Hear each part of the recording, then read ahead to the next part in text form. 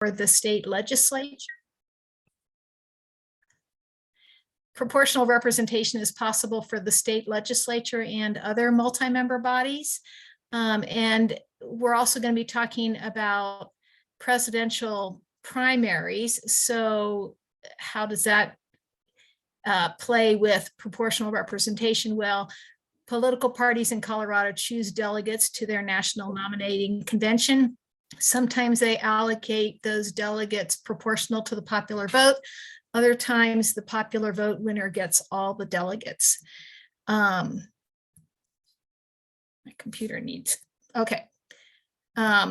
So in terms of presidential primaries, there are at least two reasons to change our presidential primary election system. One is that voters would like to say more about the candidates. Right now, voters get to only choose one candidate on the primary ballot. And if that candidate doesn't get 15% of the vote, then the voter, quote, wasted their vote. They don't get it. That candidate won't get any delegates to the national convention. And the second reason, and you may think of others, is that voters would like to be able to show support for more than one candidate in case one or more candidates drop out between the time the voter returns their mail ballot and election day. And this happened in 2020 when the weekend before election day, Amy Klobuchar and Pete Buttigieg dropped out. I'm finding these announcements a little bit annoying. I don't know if you're seeing them also. Okay. We're recording the presentations, and we're also going to mute the chat during the presentations. Is there anything anybody wants to say right now before we start?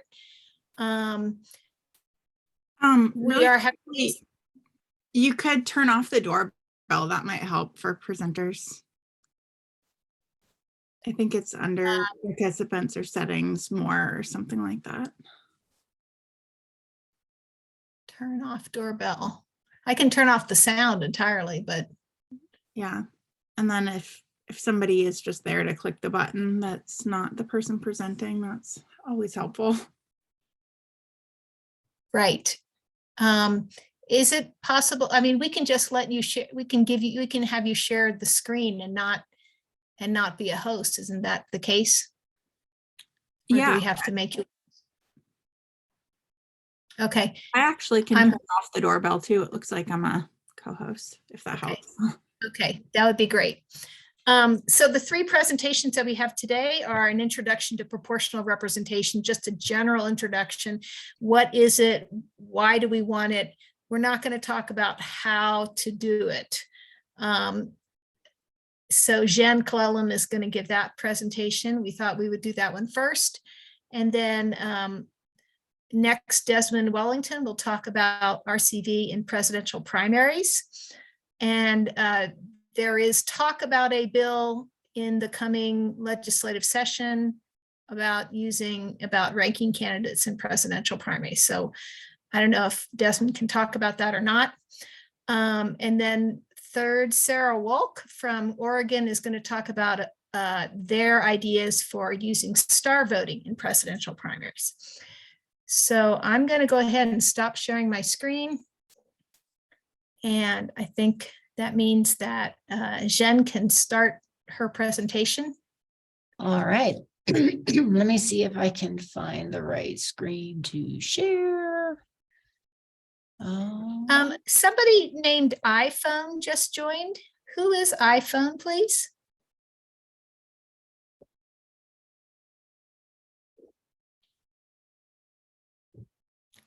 iPhone? We'd like to know who you are, please.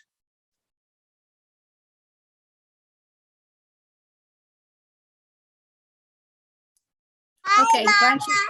I'm sorry, I'm not quite ready to present yet or talk. Hi, Mama. Hi, Felix. And I forget your daughter's name, Elise, maybe. Eloise. Eloise, okay. Okay, you should probably mute yourself. Good. Jen, on you go. Okay, can everybody see my screen? Okay, great. So I was asked to give a high-level overview for proportional representation and not to get into the weeds about how we would actually go about it. So I apologize if this is old news to some of you, but I really wanted to make this introductory for people who are not experts on this topic yet. And please feel free to interrupt me with questions if anything that I say is not clear. But I need to get my cursor in the right spot. There we go. Okay, so first of all, what is proportional representation? So proportional representation means that when we have an elected body, such as Congress or the state legislature or any other multi-member body, we would like this body to resemble the electorate as much as possible in whatever way the electorate thinks is important. So, for instance, the electorate might want proportional representation by a political party. We might want proportional representation by race, gender, age, religious affiliation, geography, positions on important issues. This list could go on forever. There are many dimensions along which you might want your body to represent the electorate. And I want to be clear that this is only about things like a legislature that have many members. It doesn't apply to unitary offices like president or governor or mayor, where you only have one person, right? You obviously can't get proportional representation when you're only electing one person. But the idea here is that if you have a body with many members, you would like the composition of that body to reflect the electorate as well as possible. And a key idea here is that in a proportional representation system, you don't have to constitute the majority in order to have some representation. Any sufficiently large group of voters, and I realize that that sufficiently large is kind of weasel words, and part of that is because how large you want that threshold to be is a choice that can be built into the system. But basically, any sufficiently substantial group can work together and get their candidate elected based on whatever they consider important. So just for instance, imagine that you are electing a city council consisting of 5 members.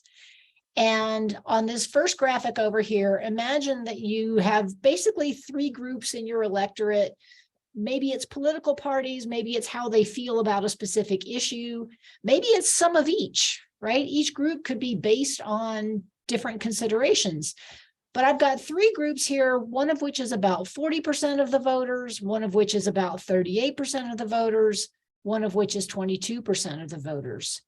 And a proportional outcome would be if the group that's 22% of the voters gets 1 of the seats and each of the other 2 groups gets 2 of the seats, so that each of these groups has some representation, even though none of them are in the majority, and even the smallest group gets some representation on the city council.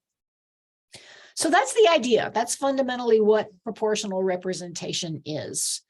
Does that make sense? Any questions at this point? Okay, I'm going to keep going unless somebody stops me.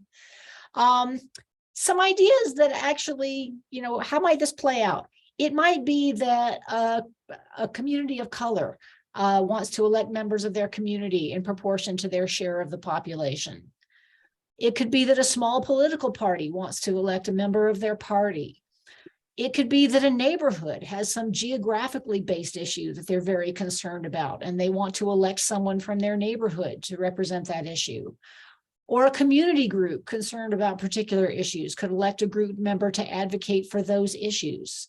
So there's not just one way that this can play out. A proportional representation really gets to mean whatever a substantial group of the electorate wants it to mean. Why? So that was what? Now why proportional representation? Well, it's proportional, right? I think this really taps into intuitively what people think of when they think of as a fair result. It means that the governing body, whatever it is, more accurately represents the population and its priorities. Shelley, you have a question? Yes, I do. And I'm just trying to connect this to some things I've heard around in our county is we have a huge agricultural or rural area. Mhm. And they don't feel like possibly, say, on either school board or what is the thing we just had, county commissioner, any of those, that the agriculture community is getting representation. So would it be, and that what I hear conversations is voting by district as opposed to at-large positions. Would that be similar to what this That is a fantastic question. And I'm going to spend quite a lot of the talk later talking about why that often is not the right solution. It can be in certain cases. And but anyway, that's a fantastic question. I'm absolutely going to address that. So hold that thought and ask me more at the end if I don't adequately address that. Okay, so why else? It makes geography matter less. So actually, in Shelley's example, the group of concern is geographically based. And so maybe a district would satisfy their concerns. But you can imagine other groups that want to have a voice that are evenly spread throughout a community. And so a district wouldn't adequately capture them. But if they're still a substantial fraction of the population, they can get representation, even if they're not geographically concentrated. And for those of you who are aware of all the hubbub surrounding gerrymandering, proportional representation makes gerrymandering much, much harder to do effectively. So it's a really good answer to the problem of gerrymandering. There's more competition, fewer safe seats. So I know some of you knows, there are some districts where the population is overwhelmingly one political party or another, one racial group or another, and the minority groups have no hope whatsoever of achieving representation. With a proportional system, they would. So there's more competition. Voters are incentivized because they can make a difference, because by showing up to vote, they can achieve representation even when they may not have the majority.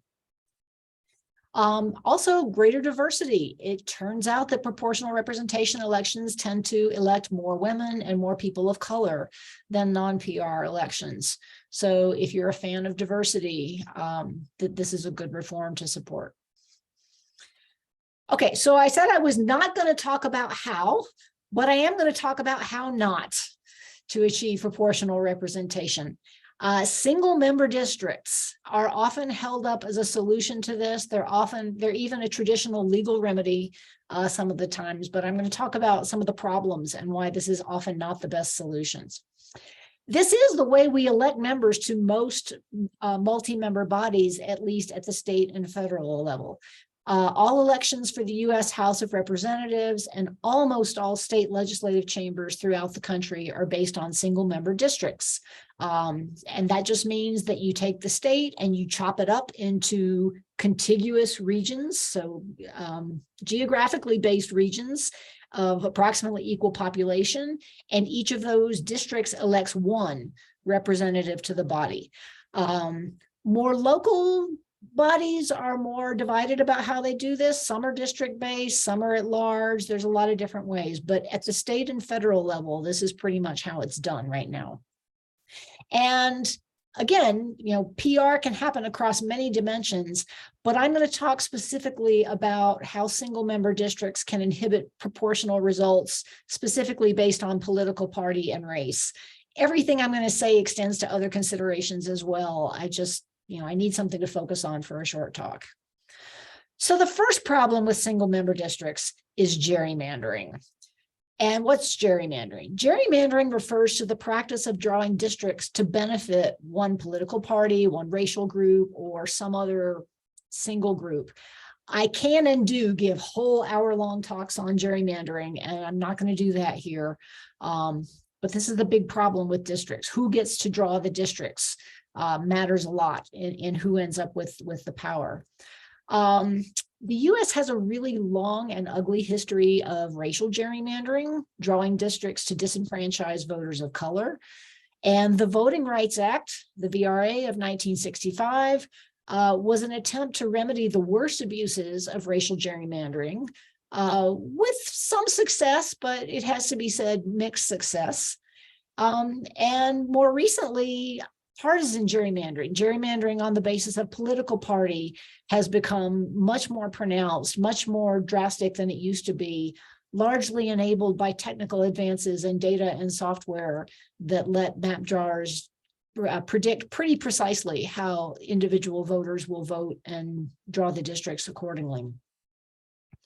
So I'm going to give you an example of each of these. So this is North Carolina's congressional map that was enacted in 2012.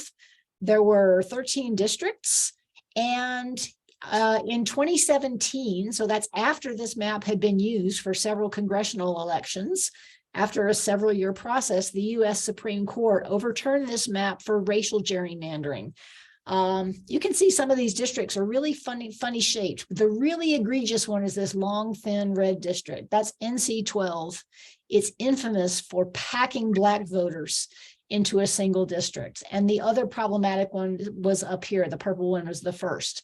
And so the way that racial gerrymandering here was accomplished was they drew these districts to enclose a very large number of Black voters in these two districts, but that meant that there were many fewer Black voters spread among the remaining districts. So it disenfranchised Black voters by saying, okay, we'll let you have these two districts, but we're not going to give you any chance at all at having an impact on the results in the remaining districts. So that's kind of how gerrymandering works. This is called packing and cracking. And so this is not something that's in our distant past, right? This is 2017. This map was overturned. And there's a very important racial gerrymandering case from Alabama in front of the Supreme Court right now. So this is something ongoing. So question?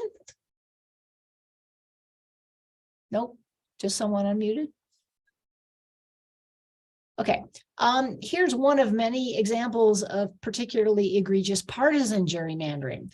The Wisconsin State Assembly map was drawn by the Republican legislature in Wisconsin, and this shows the results from the 2018 election. The Wisconsin Assembly has 99 seats. That year, the statewide vote share was about 53% Democrat, 45% Republican, and about 2% other.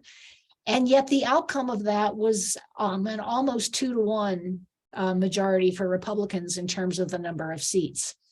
And this map is kind of interesting. It shows the districts and it shows how, by the coloring, how strong the result was for one party or the other.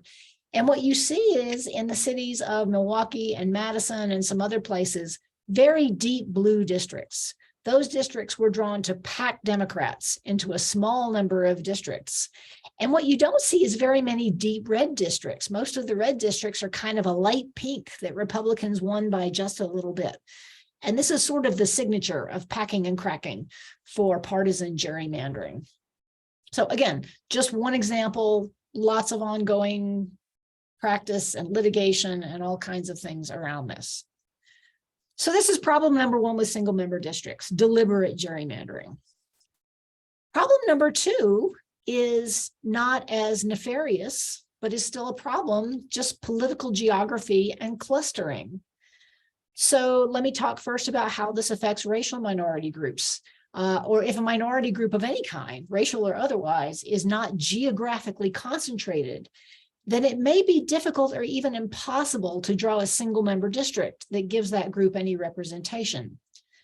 So particularly in the case of racial representation, the jurisprudence that has developed about how to actually apply the Voting Rights Act in litigation sets a very high standard for when a district should be drawn to give a minority racial group an opportunity to elect their candidate of choice. In practice, there was this 1986 Supreme Court case, Thornburg versus Jingles, that established what have come to be known as the Jingles factors that determine when you can go to court to challenge a district plan for racial gerrymandering. So here's what the plaintiffs have to show to bring a case under the VRA. Number one, they have to show that the racial minority group, the quote from the decision is, the group must be sufficiently large and geographically compact to constitute a majority in a single member district. What that means is you have to prove by demonstration that it is possible to draw a district in which that group has a majority. So if they're too spread out to be the majority in any single district, game over. You can't bring a lawsuit for racial gerrymandering under the VRA. The second criteria that you have to satisfy is that you have to show that the group is politically cohesive in terms of how they vote, so that they actually, if you draw a district where that group constitutes a majority, it means that group actually would have a coherent preference for who they want to elect. And finally, you have to show that the majority racial group tends to vote differently from the racial minority group. This is called racially polarized voting. And so you have to demonstrate that there is sufficient racially polarized voting that if you don't draw that majority minority district, then the racial minority will never be able to elect their candidate of choice. So this is the current understanding of how the VRA works in practice to bring a case about racial gerrymandering. If the Supreme Court buys the arguments that the Republican legislature in Alabama has made in the current case, the bar is going to get even higher. What's left of this VRA is actively under threat at the moment. This also can happen for partisan representation. So let me tell you about Massachusetts. For the last 3 census cycles, and actually probably 4 now, Massachusetts has had 9 or 10 seats in the House of Representatives. Republicans consistently get 30 to 40% of the statewide vote for Congress, and yet no Republican has won a congressional seat in Massachusetts since 1994. That sure sounds like gerrymandering, right? It's a very non-proportional result. It turns out Dr. Moon Duchin and her collaborator, she's a mathematician at Tufts University, and she's one of the founders of the MGGG Redistricting Lab. They did an analysis where they looked at a variety of elections. They looked at something like 20 different elections over a 16-year period and looked at all possible ways that you could draw districts. They basically numbered all the precincts from the most Republican to the least Republican. And they said, even if you throw away the requirement that the district be contiguous, you just start with the most Republican precincts and you go down the list and until you have enough of them to make a congressional district, it would still not be majority Republican. It is mathematically impossible to draw a majority Republican congressional district in Massachusetts. And it's not because you're gerrymandering, it's because Republican voters are insufficiently clustered. They're evenly spread out all over the state. And there's no way to draw a line that encloses a majority of them. So that's problem number 2 about single member districts. They rely on clustering of whatever the minority group is in order to achieve representation. And if you don't have clustering, then you can't get representation from single member districts. Problem number 3, completely non-competitive districts. So even when district maps are drawn with the best of intentions, so Colorado had independent redistricting commissions for this most recent round of redistricting. And by and large, it seemed like they tried very hard to be nonpartisan and draw fair districts. But it's still going to happen that some of the districts are going to be overwhelmingly one party or another, one racial group or another. And the minority group in that district is never going to have a chance to elect the person they want to elect. So here's a map of how Colorado's November election for the House of Representatives turned out. We have 8 districts.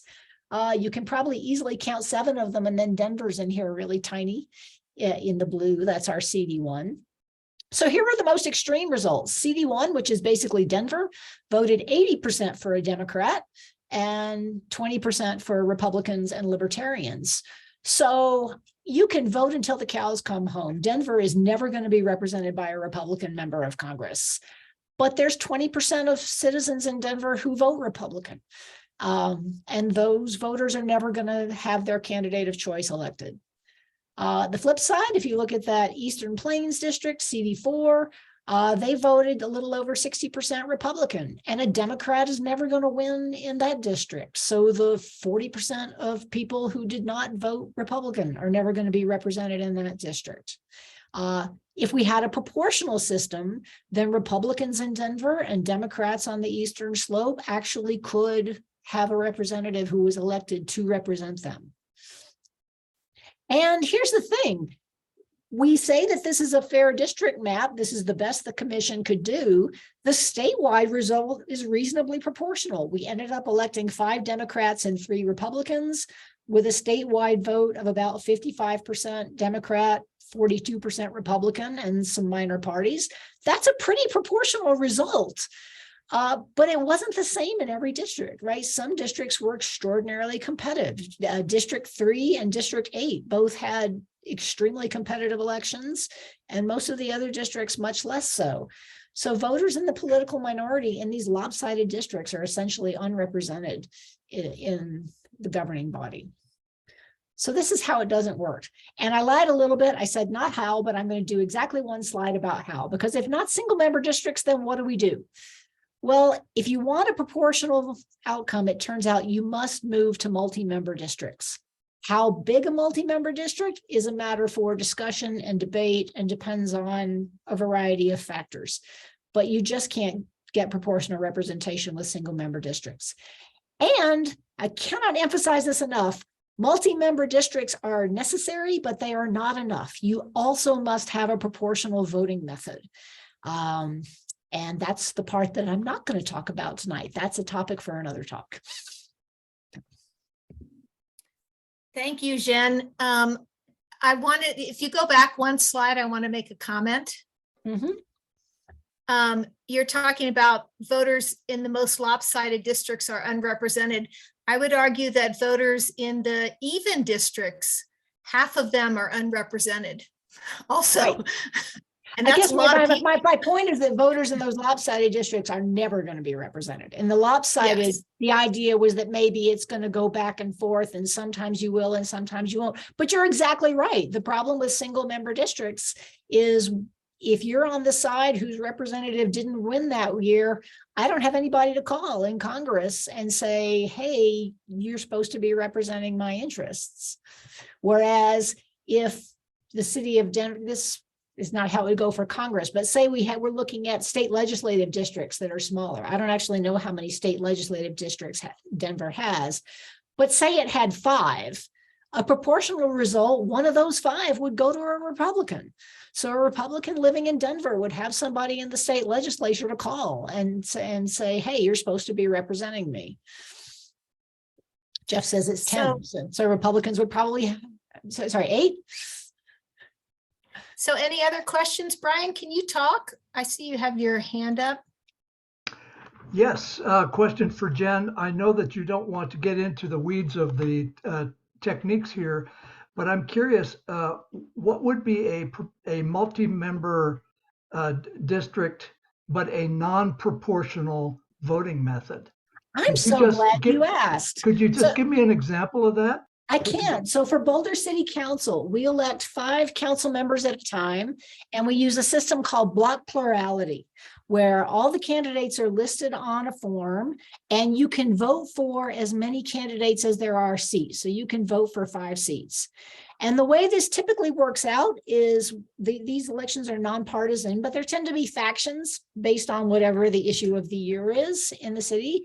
And each faction will run 5 candidates, and whichever faction has the most support will win all 5 seats. That's a little bit exact, but it's the idea. Thank you for that, Jen.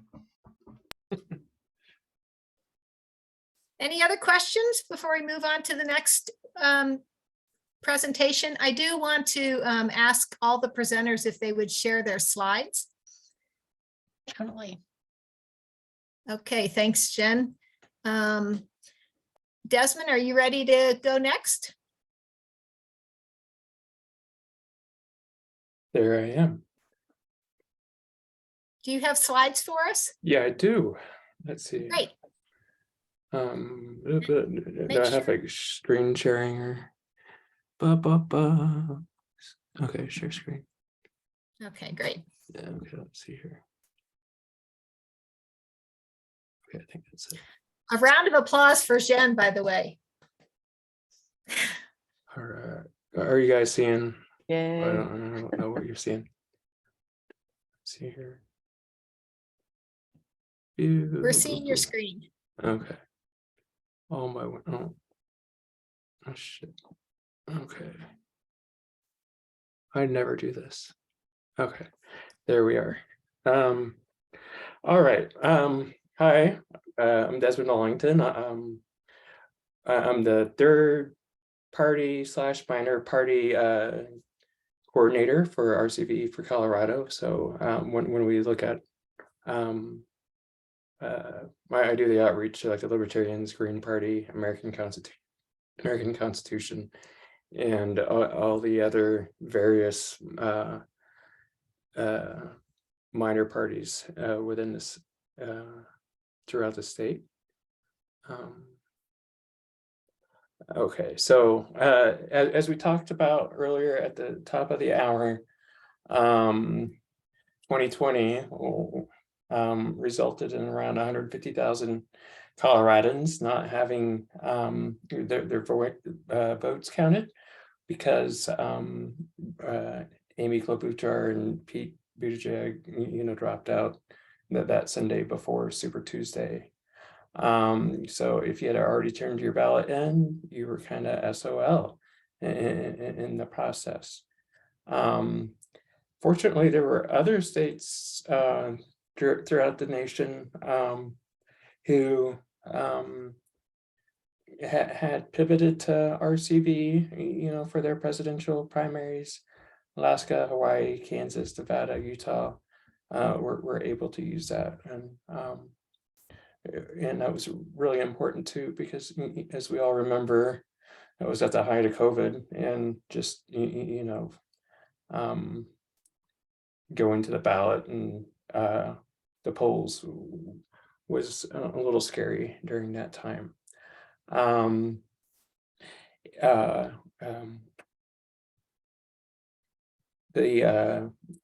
So that was the Democrat side, and I guess as far as the Republican side, Utah has used RCV, or the Utah Republican Party has used RCV for over a decade.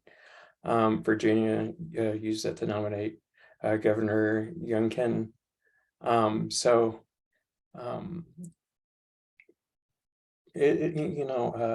RCV is a very kind of, we like to use the term pan-partisan voting reform instead of bipartisan, because that implies the existence of two political parties. I'm a member of the Green Party, and we've been proponents of RCV since the mid to late 90s. So it's kind of reaches across all the political spectrum. So all of those states that I had mentioned earlier that used it in 2020, it's pretty easy. Voters, I said it was easy or very easy, to fill out your ballot. It helps optimize your mail ballot in case you're a Pete Buttigieg supporter and you want to rank Bernie or Biden number 2. That allows you to still voice like who do you like the most, and who can you tolerate, and who do you, and like the person you're holding your nose, when you get to the third or fourth spot on the ballot, which other methods like approval voting really don't accommodate.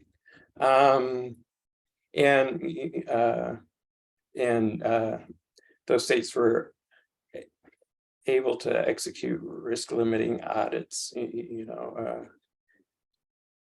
if required.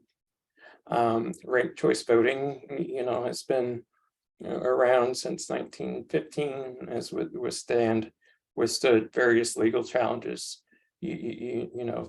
through local, state, and federal lawsuits, at various times, which is another strong standing point for ranked choice voting, because a lot of the other kind of alternative voting methods, have yet to see their day in court yet. So it's still kind of a question mark, about how that goes.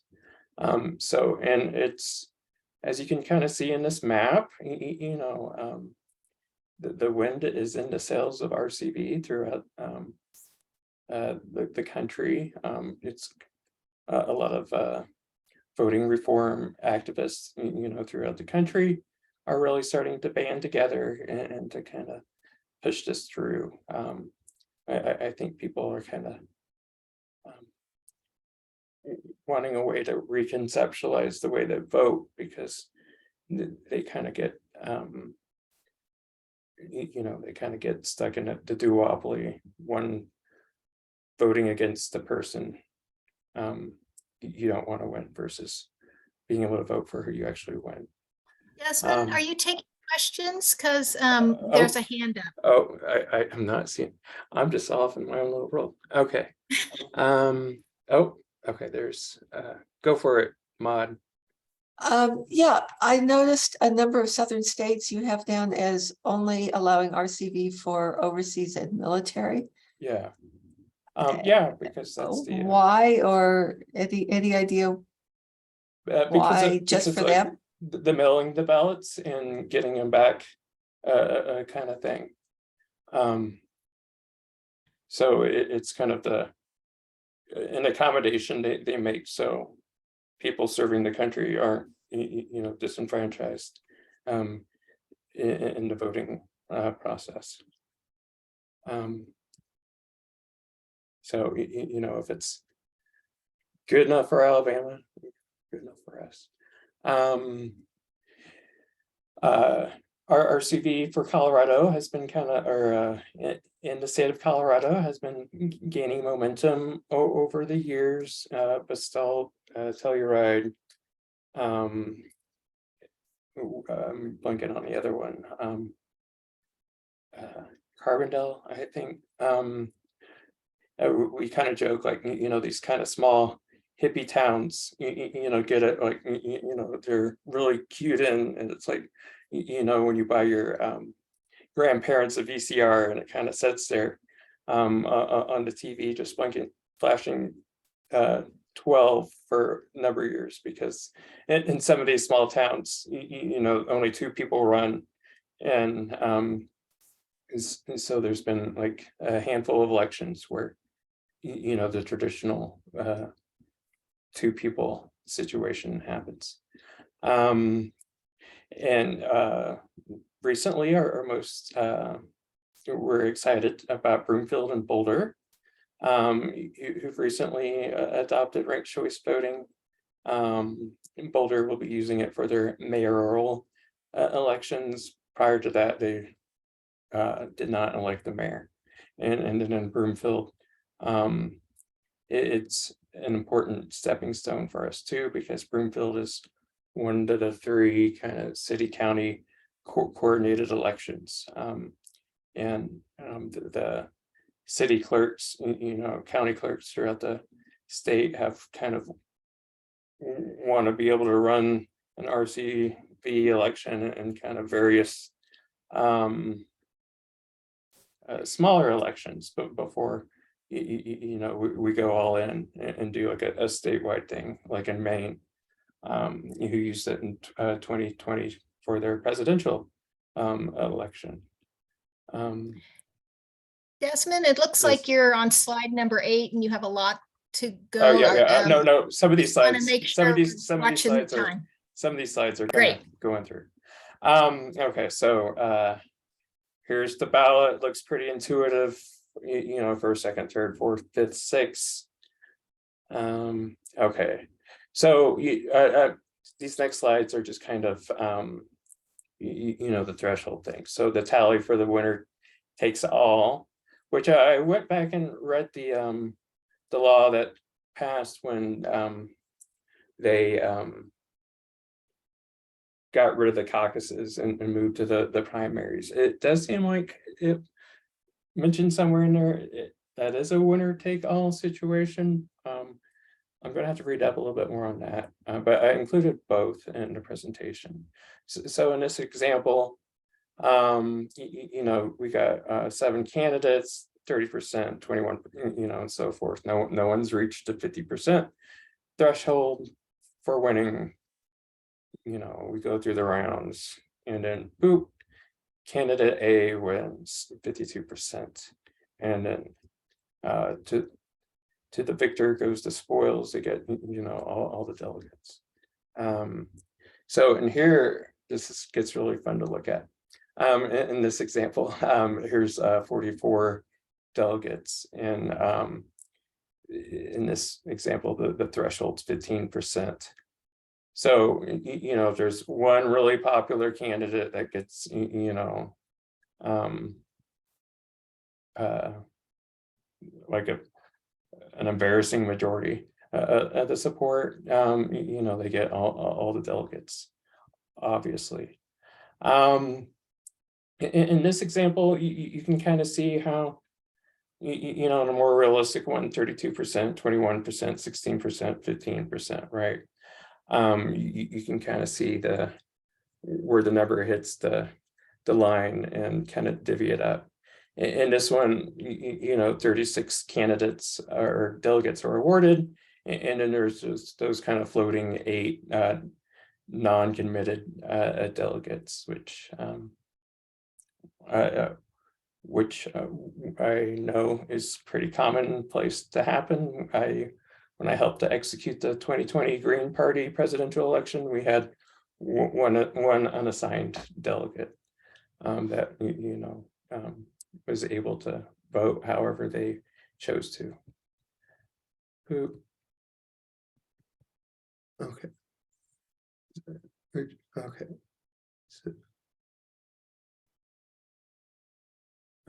Okay. Okay, so here's Desmond, huh? back on the previous slide. So Yeah. one way to do it is to say the 8 are uncommitted, and the other way is to keep doing the instant runoff. Yeah. Until Okay. they Yeah. all get above 15%, which is Yeah. looks like what happened in round 7 there. Yeah.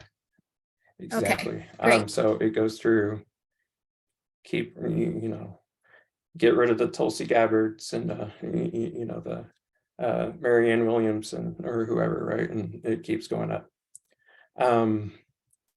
Okay, so again, you know, these are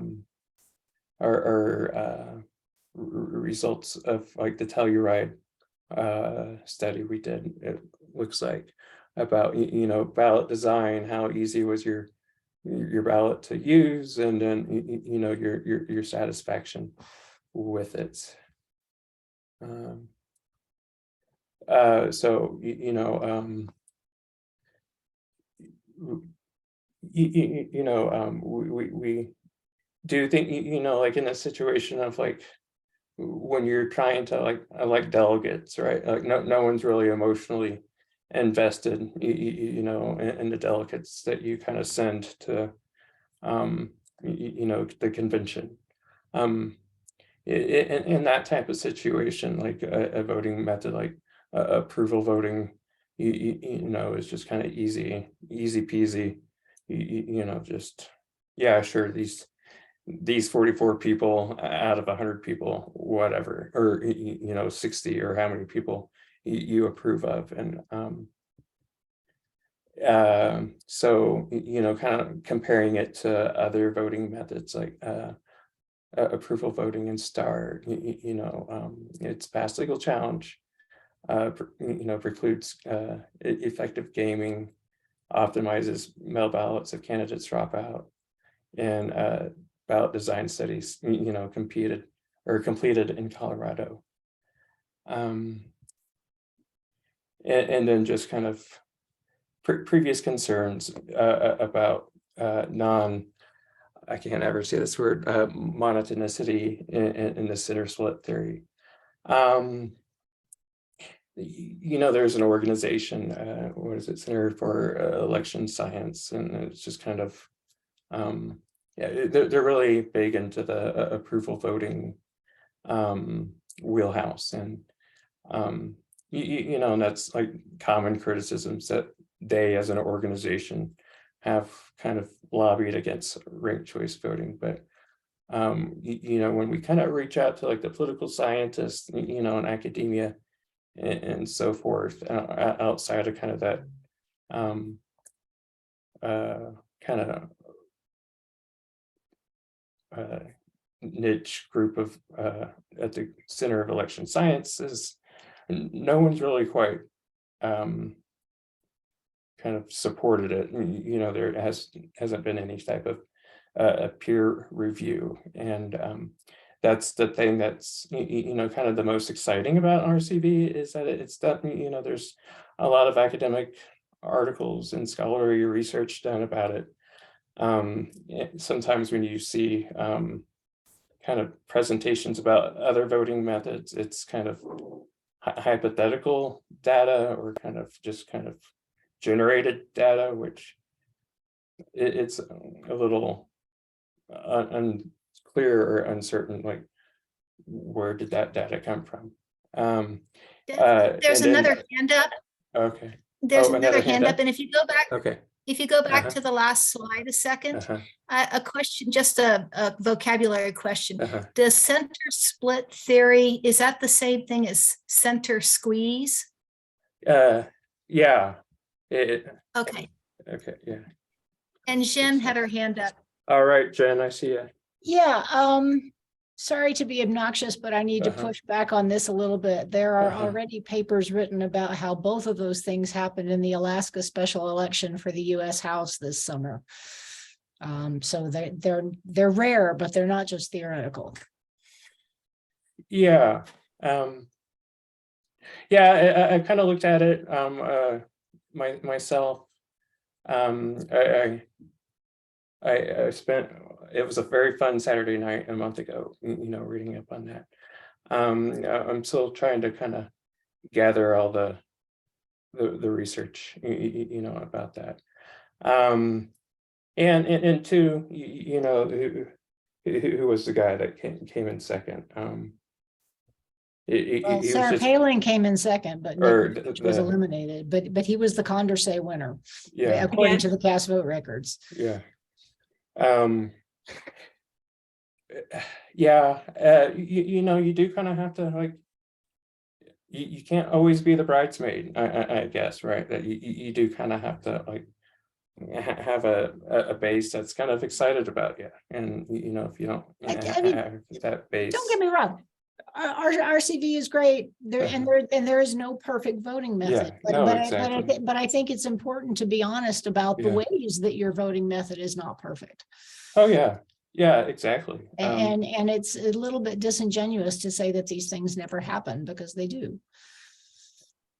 Yeah, you know, and I get, we hear that a lot too, and especially, you know, me as a third party supporter, you know, I hear, you know, people like from Center of Election Sciences say, like, you know, like, it's, you know, it's kind of this basic, like, everyone gets a trophy, kind of a way of, like, voting. Like, you know, if I want to voice my support for Jill Stein, there's no way, like, I can, you know, do the same thing for, like, in 2016, if I got my ballot in the mail and it was approval voting, I'd vote for Jill Stein. If it was an RCV thing, I'd probably rank Hillary Clinton number 4. And I think, you know, there should be a little bit of humbleness happening with our politicians, that, you know, if it takes 3 or 4 rounds of an instant runoff for you to win, maybe you don't have quite the mandate, you know, to kind of go into office, and you have a little humility, you know, about just like how popular you were, you know, to get there. And it's also helpful for them too, because they can kind of look at, you know, the candidates that were eliminated and kind of see, you know, what ideas were those people running on, and they can kind of maybe revise their direction and platform that they want to go into. Now You there know, are 3 people who have their hands up. Desmond. okay. There you are. You are like a little, okay. Neil, go for it. Yeah, I just wanted to thank Jen for that comment, and really make it as clear as I think we can that while, yes, nothing is perfect, it is abundantly clear that in the special election in Alaska and in Burlington, Vermont, voters mark their ballots so that if you look at voters' preferences, they clearly preferred Begovic to Peltova and preferred Begovic to Palin. Yeah. And so Begovic is clearly the voters' preferred candidate. And so that's what a center squeeze is about. And so calling center squeeze an unproven hypothesis makes no sense at all. It's a well-known political science term and voting science term, and it's true. And the candidate selected via the algorithm that threw out the lowest first place vote getter leads to that problem. So please change the slides so that you note that this does happen at times. Yeah, you know, it's kind of like, poor guy, you know, just not liked, just didn't have like a lot of excitement, I guess, around. No, he had more excitement than either of the other two candidates. More people preferred him. I mean, you say excitement, we don't, you can argue that excitement is the most important thing for a voting method, but I would certainly counter that argument and say that's a way to get a voting method that goes for extreme candidates rather than compromise candidates. So, you know, again, I don't think anyone should fault Begovic for actually being preferred by the most number of voters in the state. And people should be frustrated that the voting method that they used didn't actually elect him. That's what the voters. I guess, you know, I guess when I think about casting a ballot, you know, as a citizen, that's probably like one of the few times that I get to speak truth to power, you know, and that's the exciting thing about ranked choice voting, is that you get to say who you love, who you like, and, you know, who you tolerate. And so we have one more hand up. Okay. Yeah. Let's go, Felix. Felix Sargent, who is from the Center for Election Science, who you mentioned, and which advocates for approval voting, which is on your RCV for Colorado slides. But keep going. Okay, Felix. Go, Felix. So I just wanted to really bring up that, you know, all of the things you've said about ranked choice voting don't really apply to single transferable vote. And single transferable vote is the proportional method of using a ranked ballot. And it has some similarities with ranked choice voting, but all of the problems, like talking about approval voting versus versus ranked choice voting, is entirely irrelevant from this discussion. And not to critique your presentation. I think you actually did a great presentation if it were on a different subject. But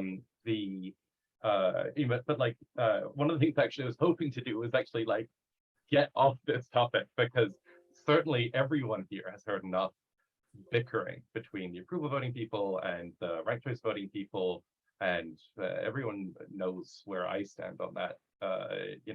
But I don't think that that's relevant to this discussion. One of the things that's truly fantastic and really needs to be said is that because proportionality defines the outcome, whereas, you know, ranked choice approval don't define the outcome, they define the method. Because proportionality defines the outcome, most if not all, proportional methods, by their very definition as proportional methods, will come up with roughly, for all intents and purposes, the same outcome, right? There can be like little distortions here, like maybe the last candidate that's selected will be off by 1, but most proportional methods will end up with the same output. So the question is really like, what's easiest to administer? And that becomes really interesting, but I just want to make sure that, you know, I make sure that everyone in this conversation is very aware that for all the talk about how popular ranked choice voting is, single transferable vote is used in very few places across the United States. Namely, sorry, Felix. We're not going to give Sarah her fair amount of time to talk, and I'd really like to do that. I think we can skip this approval voting chart because we're talking about RCV. And to Felix's point, the RCV form that's used for presidential elections allocates delegates proportionally, but it is not the regular single proportional, the standard proportional RCV, which, as Felix said, is called single transferable vote. Any other questions quickly for Desmond before we let Sarah have a chance? And Felix, if you'd lower your hand. I have a quick comment. Yes. Just that, since we did show those two slides, 31 and 32 about star voting and approval voting, each of those points were verifiably false. And we absolutely can debate who we think should have won, and is it more important to have a consensus candidate or a strong base? Those are subjective, but there are objective facts in voting science, and those were not. So Desmond, could we get your slides, but maybe I will take out, or you can take out the references to star voting and approval voting and just talk about the presidential primary aspects of RCV? Is that okay?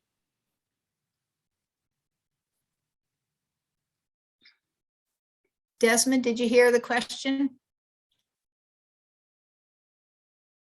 You're muted. Okay, I just wanted to kind of follow up, in the 2020 election with the Texas Green Party used approval voting, like the proportional one, and it was a big nightmare. They kind of had to hire a mathematician somewhere, and it took like weeks for us to get those results of that. And that's the exciting thing about Colorado, is since in recent years the voting machines have been updated with software to kind of execute the like the single transferable vote tally, make that more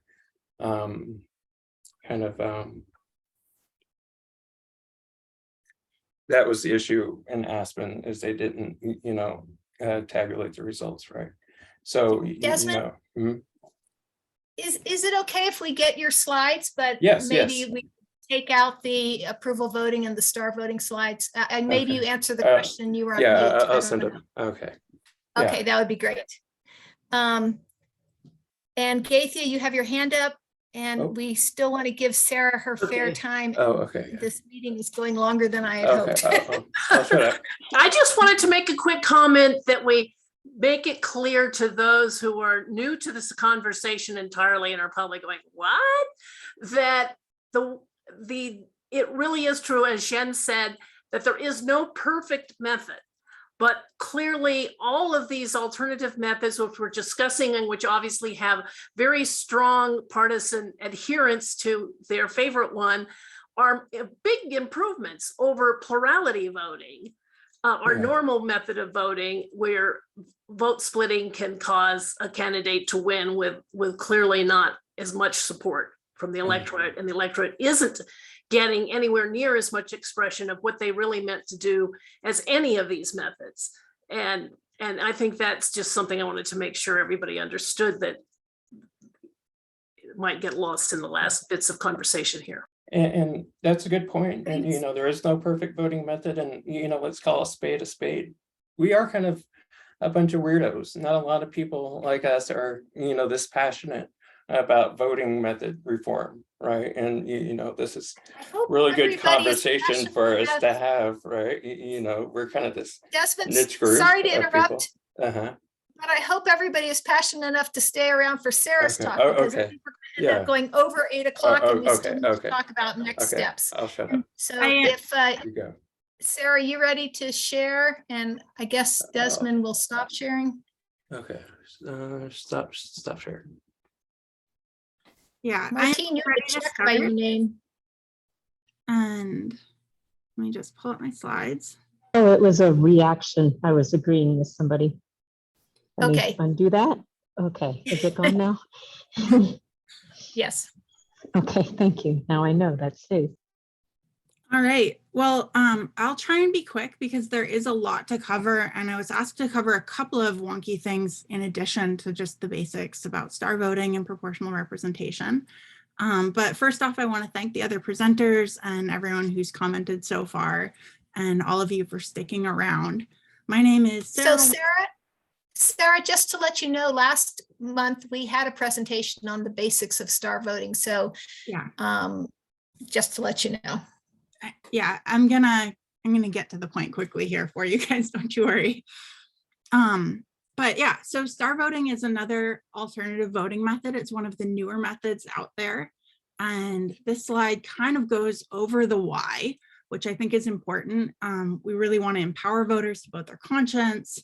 We don't want people's votes to be wasted. We want to make sure it's accurate and representative, even with large fields of candidates or competitive races, the types of races that break down with other systems. We want quick and transparent results, same day results are totally possible. Security, auditability, ensuring that it's fair and equal for voters and for candidates, levels the playing field. And it's important that we have a voting method that's adaptable, because we do have single winner executive offices like president, governor, mayor, and we do have council and Congress and so on. So ideally for the voters, we want one experience where people can express themselves and get some winners that are representative. So let's see, scoot this bar over so I can change my slides. So star voting was invented in 2014 by some people with the Equal Vote Coalition.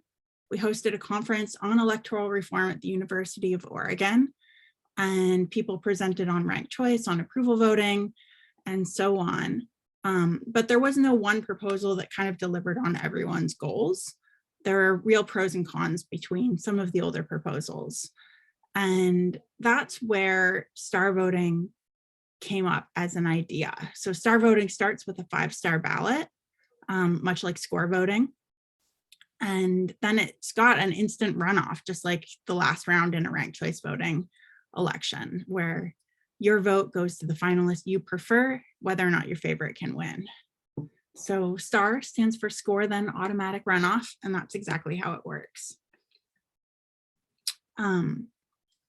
Here's an image with a 5-star ballot for those of you who may not have seen one. And I won't spend too much time on it, but it does allow you to show your preference order, just like a ranked ballot, but you're also able to say, Andre and David have the same platform. They're both pretty good public speakers. I trust them both. Neither of them are my favorite, 4 stars for both. And it's counted in 2 rounds. And I'm going fast here, but first we've got the scoring round. So we add up the stars. The 2 highest scoring candidates overall are finalists. And then your vote automatically goes to the finalist you scored higher. So you get a majority preferred winner between those 2 finalists. In terms of the results, it's pretty simple. We've got our candidates here. This is actually a presidential nomination poll for the Libertarian Party that had 2,900 voters up on our star.vote site. And the 2 highest scoring were Justin Amash and Vermin Supreme, who actually is a real candidate. And then Justin Amash was preferred by 55% of voters.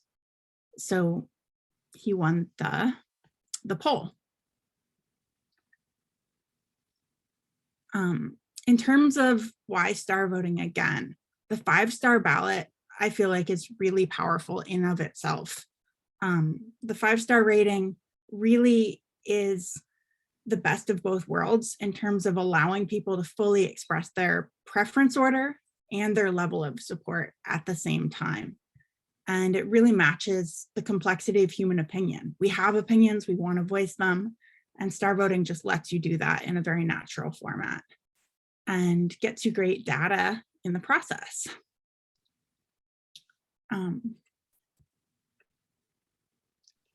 You probably See the hand up? I don't know if you're taking questions. Shelley has her hand up. How about at the end of the slide? So stars and votes are both tallied with addition. You know, you've got all your candidates, you narrow it down to the top two, and then you find a winner. And doing that really does a great job of empowering honesty. Honesty is the best policy. The best strategy is to give your favorite 5 stars, give 0 to your last choice, and show your honest preference order. And whether or not your favorite can win, your vote automatically goes to the favorite or to the finalist you prefer and makes a difference. So Did you want to get Shelley's question just now yeah, at the end of okay. the slide? Or did- Go Shelley. And I'm sorry, you may start talking about this in just a minute, but just so I get my head around this, this is the first time I've seen this. And so I'm just trying to get my head around what it looks like. One of the questions I have is there any, I come from a school-based background and I go kind of by rubrics. So when I think of what a 4 looks like for me, a 4 might not look the same for you. And so therefore we're not all seeing what, I mean, yeah, 5 is the best, but then 4, 3, 2, and 1 are kind of subjective per person. And then that goes into my second piece, which I also run a business, and I don't know if anybody's had somebody give them a review before, but people will randomly give a 4-star instead of a 5 for it was too much snow outside or something, things that you can't control. So how do we account for that within the star voting?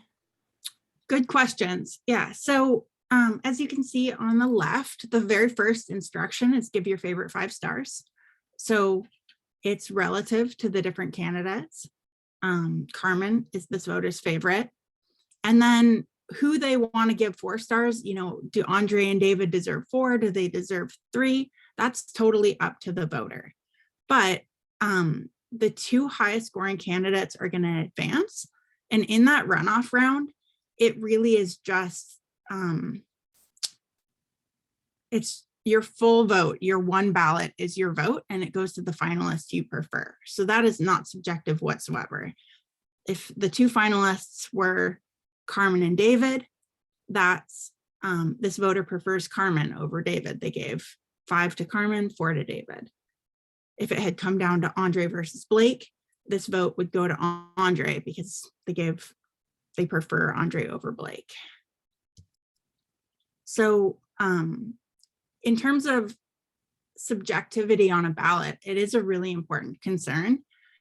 And that's where I think star voting really outshines ranked choice voting in a lot of ways, because with a ranked ballot, it's very clear who's your favorite, who's your second choice, if you take strategic voting out of the equation. But when you're ranking a large number of candidates, let's say your 10th versus your 11th, are you ranking, Bernie Sanders or Elizabeth Warren higher? The star ballot allows you to show that you have no preference when you have no preference. And so that makes a lot of those choices more concrete and less subjective. And that's been extensively studied in terms of, the 5-star rating, throughout the business world and the private sector, as well as in public policy and polling and all of that. The 5-star rating really does best match human expression and lead to less distortion than ratings or, and definitely much better than a thing where you can only vote for one candidate, but whether or not your favorite can win, you maybe shouldn't vote for your favorite. So did that answer your question? That was a good start. I'll just keep listening and I'm sure I'll have more questions, but thank you. Sure. Yeah. And there was a longer presentation on this, so I'm sorry to be rushing over. A lot of that is stuff that I would cover if I was just talking about star, but I do want to get to proportional representation and also proportionate representation and presidential primaries and all of that. So we heard about single transferable vote, proportional ranked choice voting. And Jean did a great job of explaining what proportional representation is. So I'm not going to spend too much time going over that again. But I did want to say that any type of ballot can be used to get proportional representation. Proportional representation is an outcome. It's not a process.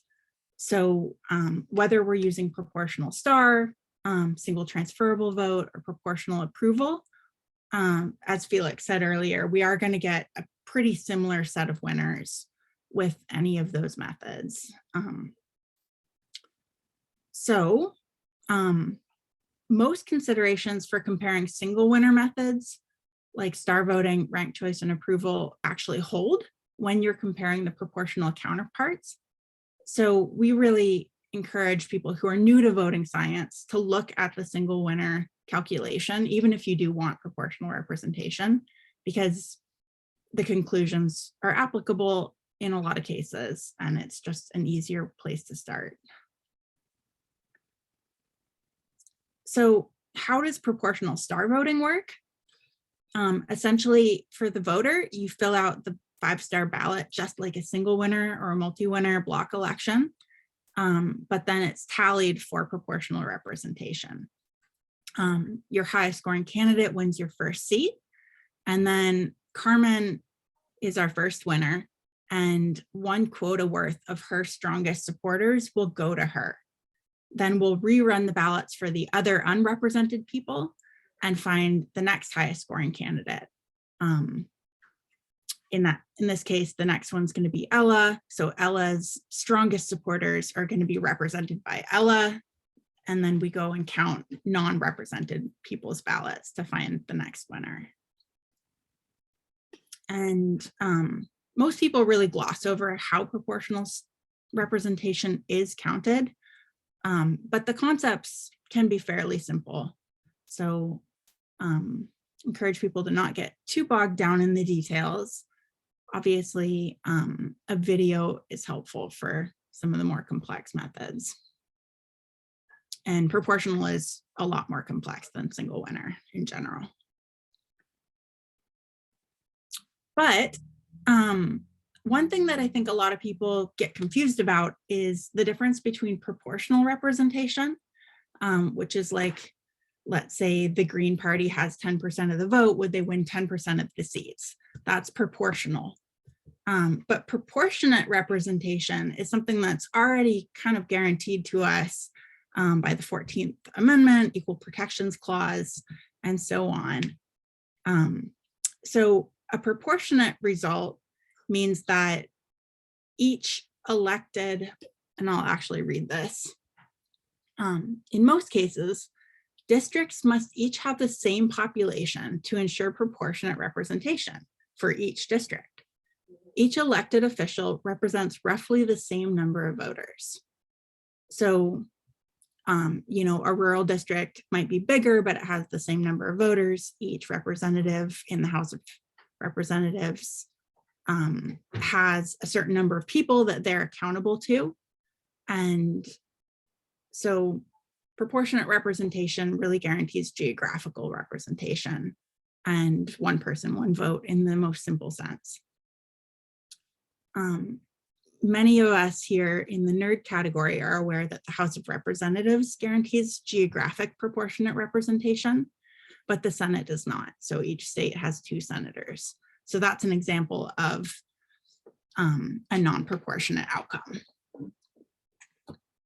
And then presidential primaries also award delegates to the different candidates using a proportional or a proportionate type of system. So based on the popular vote that each candidate gets in the presidential primary, eligible candidates will have a proportionate number of delegates who go on to the national political party presidential convention. And internal party elections, including delegate selection elections and many other internal organization elections, have proportionate outcomes in other ways, such as guaranteeing that a result is gender balanced. Maybe we want to guarantee that half of the people are male, half are female. and non-binary people can win as well. We can absolutely do that with any voting method using election rules, totally separate from whether we're using star or ranked choice. These are things that we can do in the election rules as like a whole nother step. And this comes up, was one of the things that I was asked to talk about for presidential elections, which are on the table. So in Oregon, we have launched a statewide ballot initiative for 2024. It's a 2-year process. And the Star Voting for Oregon Act would make star voting the default voting method for Oregon elections at every level. So that's local, statewide, and federal offices, including presidential primaries and general elections in Oregon. We say default because Oregon does have one county that's using ranked choice currently. And this wouldn't override jurisdictions that want to do something different. We support experimentation. And it also would give room for Oregon to say adopt star voting now and then upgrade to proportional representation for some offices at a later time if they wanted. B, the act would use star voting for partisan primary and for partisan general elections. In Oregon, our statewide offices are all partisan, as well as the presidential. But our local offices are nonpartisan. So star voting would save money by eliminating unnecessary nonpartisan primary elections as the default. Jurisdictions that decide they want a primary, maybe they have huge fields of competitive races with lots of candidates, they could have a primary, but as a default, we would skip the primary. We don't need it. Star voting is highly accurate with any number of candidates. And last but not least, this is where you come in. If we pass this in Oregon, it would make Oregon a nationally viable model for fair and representative elections, including in states where RCV is unconstitutional, which includes quite a lot of states where RCV is now either banned or was never constitutional in the first place. So as we're looking for, a foot in the door, great, let's pass voting reform anywhere we can. But if we're looking to ultimately have a better voting paradigm nationwide, we do have a number of voting methods that are already legal, already constitutional, and are going to have less barriers going forward than ranked choice voting. So this is kind of a close-up on some of the actual legal language in the Star Voting for Oregon Act. And the section on presidential elections is especially relevant, talking about proportionate outcomes. Celeste was asking about how does star voting work for a presidential primary in particular. So for those of you who are new to star voting, I apologize for getting this far into the weeds in your first presentation, but basically star voting would be used and delegates would be awarded in much the same way they are now. So currently in Colorado and in Oregon, candidates who don't meet a 15% threshold in the Democratic Party primary aren't eligible for any delegates, and delegates are proportionally allocated among the other candidates based on their popular vote. That can be done with star voting too, and there's actually 2 different ways it can be done. And we leave the choice up to the parties. Right now, presidential delegates and that kind of thing, different states do it different parties do it differently. There are pros and cons to doing it different ways. And so we give people a couple of different options. But option 1 just takes the star voting automatic runoff votes. You look at the 2 finalists, and let's say the runoff was 60-40. Then one candidate gets 60% of the delegates and the other gets 40. Another way to do it is to actually look at a star ballot like a popular vote and count it as one vote for a candidate if a voter gave that candidate 5 stars or scored them higher than any other candidate on their ballot.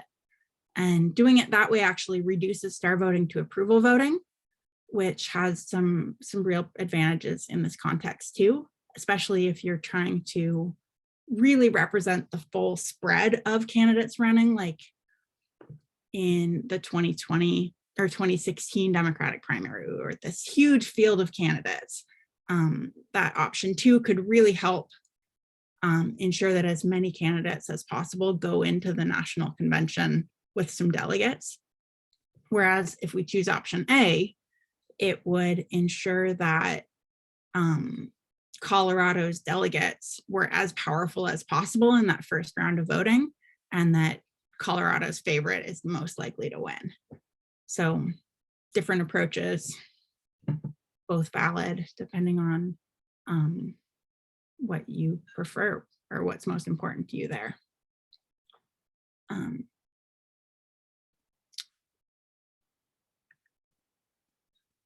So let's see. To get into a bit more detail on presidential primaries and delegates and how that works already, most of us never know how this part of the process works. Most of us don't need to know, but and Celeste, let me know if you do want me to go into this kind of detail on this slide, because I could skip it as well. I guess it depends on the people listening. So one of the lessons we've gotten is that star voting is a viable method for presidential primaries, and it does result in some proportional outcomes as long as you get the 15% threshold. It is past 8 o'clock, but you know, we've talked for 20 minutes, but okay, I'll just stick to the Cliff's Notes then. So yeah, basically for presidential primaries and delegates, any voting method can be, you can take the result and then find a proportionate winner. In star voting, doing that is simpler than in ranked choice. Approval voting, it's also very simple, probably simplest. And so don't let this be a barrier. If you want a better voting method and you're like, oh, but how will it work for presidential primaries and delegates? It absolutely works. And it actually worked better than any other option in Oregon in the 2020 Democratic primary. So one thing that happened within the Democratic Party of Oregon is that in 2020, they passed new rules mandating gender balancing for delegates, presidential delegates. They wanted them to be at least half male and half female, or equal balance, but they also wanted people to be able to affiliate as non-binary for the first time. And that actually broke the voting method that they used. And another thing that they wanted was they just wanted to be able to do one round of voting to elect these presidential delegates, like Bernie delegates, Biden delegates. And with any other voting method, they couldn't do the gender balancing without getting into many rounds of balloting and keeping people, locked in a hot gymnasium all summer long, basically, to make it happen. And so for the first time, Oregon's presidential delegates to the national convention were elected with star voting. So all of the Bernie delegates, all of the Biden delegates. And I'm just going to walk through this really quickly, but Colorado works pretty much just like Oregon. So regular voters vote in the primary. We use vote by mail. And we also had a candidate who dropped out before we voted. And so Elizabeth Warren ended up having already dropped out. Sanders had already dropped out as well by the time people voted. but Elizabeth Warren didn't make that 15% threshold, so she didn't get any delegates. Sanders did at 20%. And then it's a whole thing. There's super delegates, there's at-large delegates and local ones. But long story short, delegates were proportionately split between Biden and Sanders, who got 66 and 20% respectively.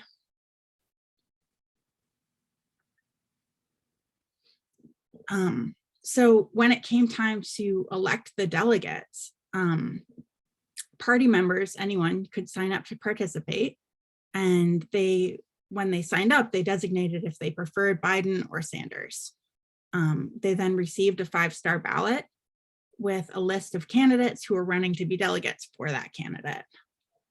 It was remote voting during the pandemic, but voters had a choice to use online voting. They used the Simply Voting website, or to do vote by mail. And then ballots were scanned using pretty traditional scanner survey technology, cheaply and easily, and the results were easy to tally. One of the reasons star voting was so fantastic for this especially is that over 60 candidates ran to be a Sanders delegate. And so a choose one only ballot obviously would have been, just totally a waste of time. And even ranked choice, if you're trying to rank 60 people who you may or may not even know and who aren't famous, that gets really cumbersome. So the 5-star ballot was really user-friendly, especially with this big field of candidates. And then star voting, just basic multi-winner was used. So that's same as single winner, and you just repeat it until you have a big old list of winners. The one who came in first place, second choice, third, and then they were able to go down that list and pick a female, then a male, then a female, then a male, then the next person was non-binary. So they got elected as well until all the seats were filled.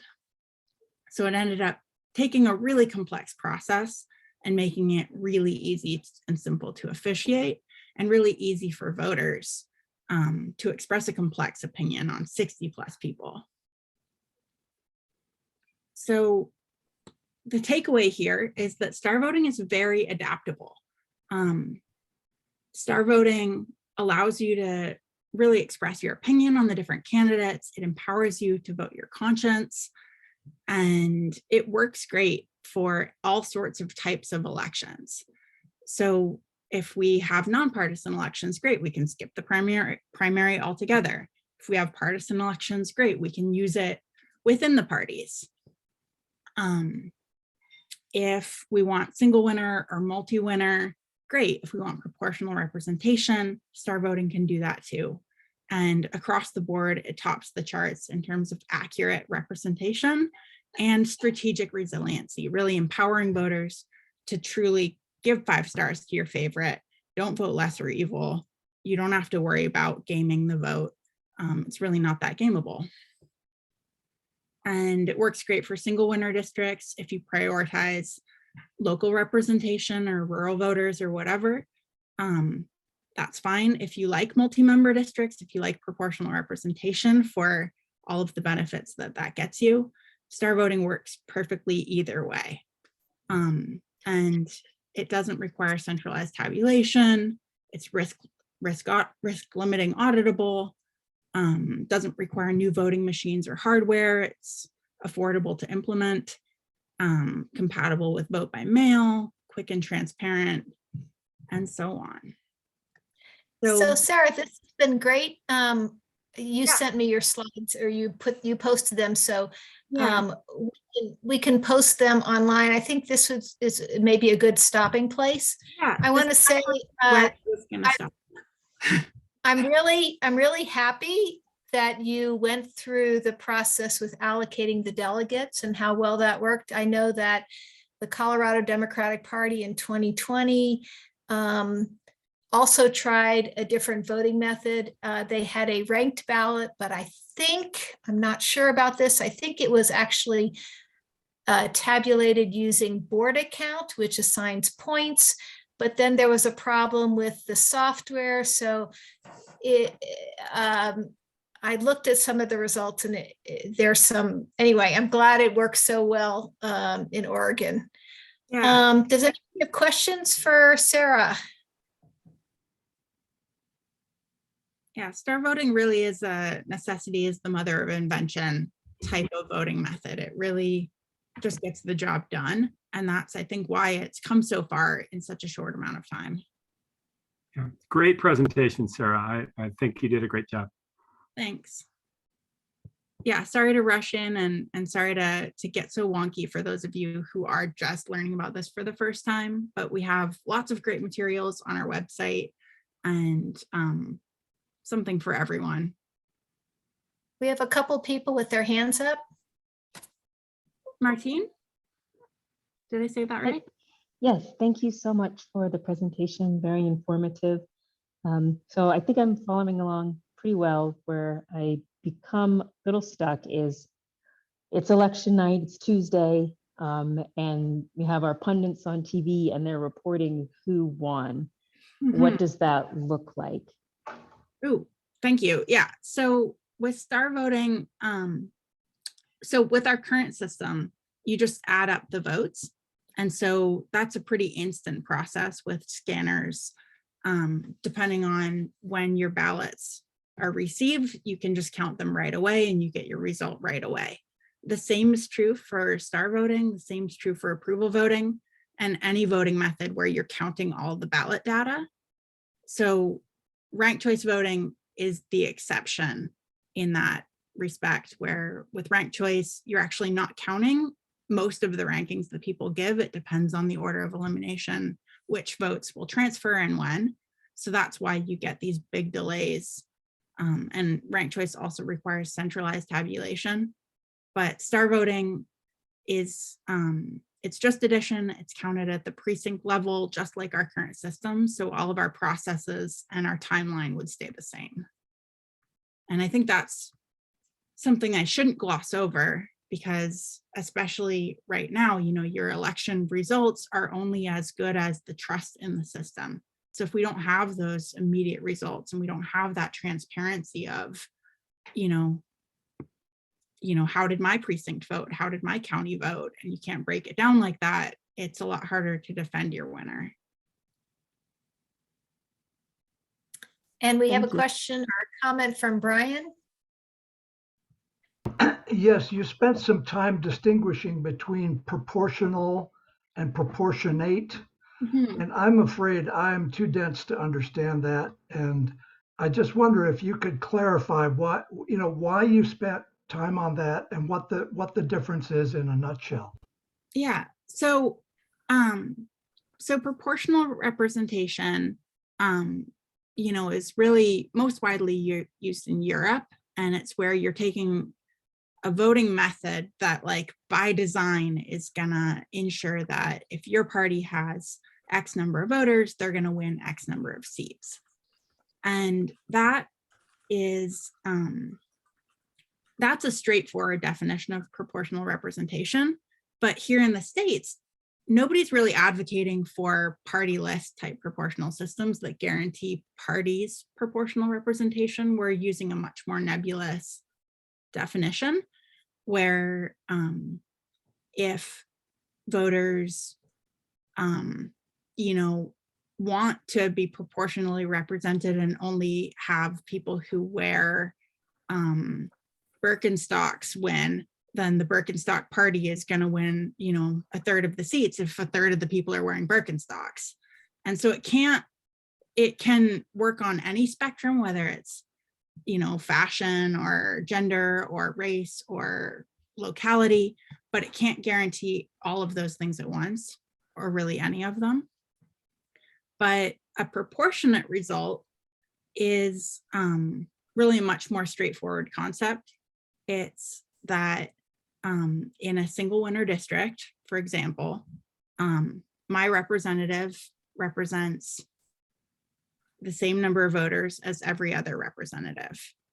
And if I So that's proportionate geographical representation. Every geographical area has just as much representation as any other area. And conveniently, people's ideology does somewhat align with where they live. We tend to lump ourselves together with like-minded people. But yeah, there are some real philosophical pros and cons because you can't have proportionate geographical representation and also proportional ideological representation. You kind of can't have apples and oranges. Okay, thank you for that. That helps a lot.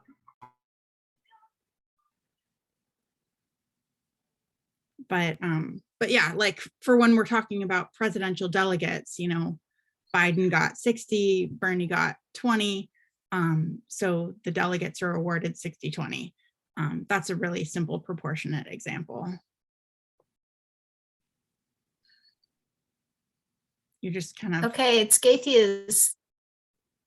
I was just going to mention, talk about timing of election results, and people have sort of, I don't know, so it's like sporting game. You want to turn on the TV after the polls close and state by state, they win and they win. And then you go off to a party for your favorite candidate and expect to be able to celebrate or cry. But a lot of state, it depends on state rules. And I think it was Washington state, I lived there for a while, where the ballots, the mail-in ballots had to be postmarked by the election.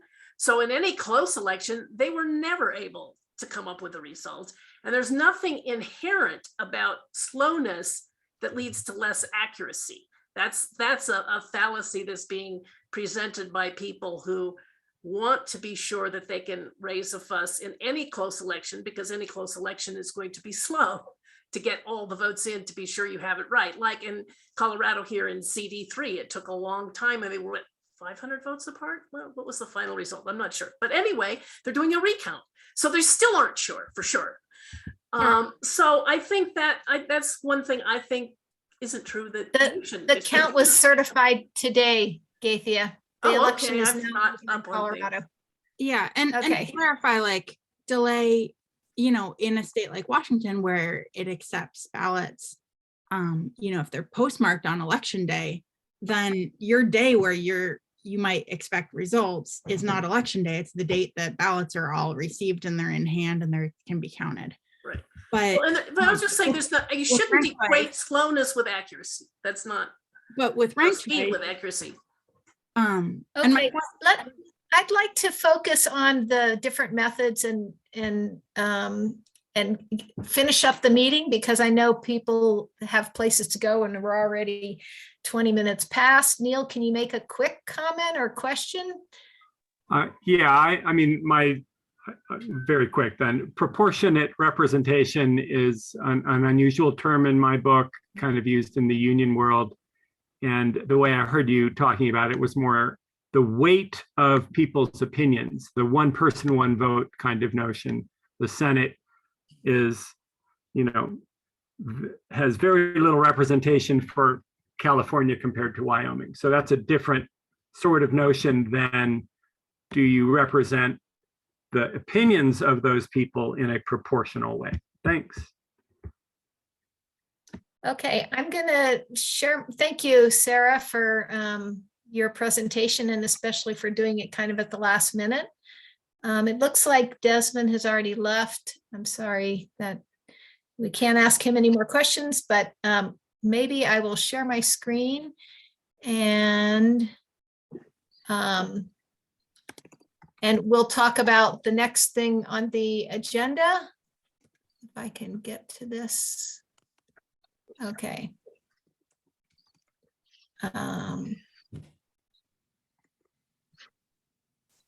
Okay.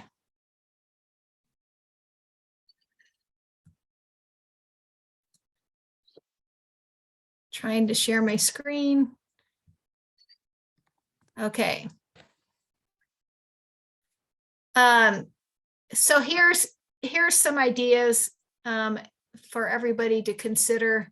The next thing we might want to do, since we've been learning and learning about these various methods and considering possible goals, maybe we want to discuss the goals and the next steps. Neil, if you can hold on until I've like maybe done this slide, that'd be great. Are we coalescing on these goals that we've talked about for state and federal elections? Basically 3 different kinds of voting methods. One is a better single winner voting method for all the statewide offices, a proportional voting method to elect the state legislature, and then something good for presidential primary elections. So there are sort of 3 different kinds of elections that we've talked about. And we haven't focused on local. We've talked about going big, which is difficult to do, I think. But if that's what we want to do, I think these are the elections that we're interested in. Anybody have comments on these 3 goals? Is this what we want to do? We should, you know, everybody should speak up now. And then after we do that, we can talk about what the next steps are. Neil, did you have a question did you want to say something about these goals? Go for it. Yeah, I mean, those are all great goals, and I think that's helpful.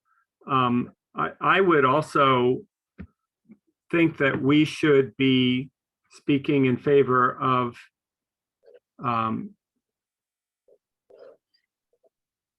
making proportional representation in councils and school boards and stuff like that easier also, because that is the way to educate people about it and to experiment with it. And there's lots of different ways to do that. So I would rate I think the that's importance of automatic. proportional.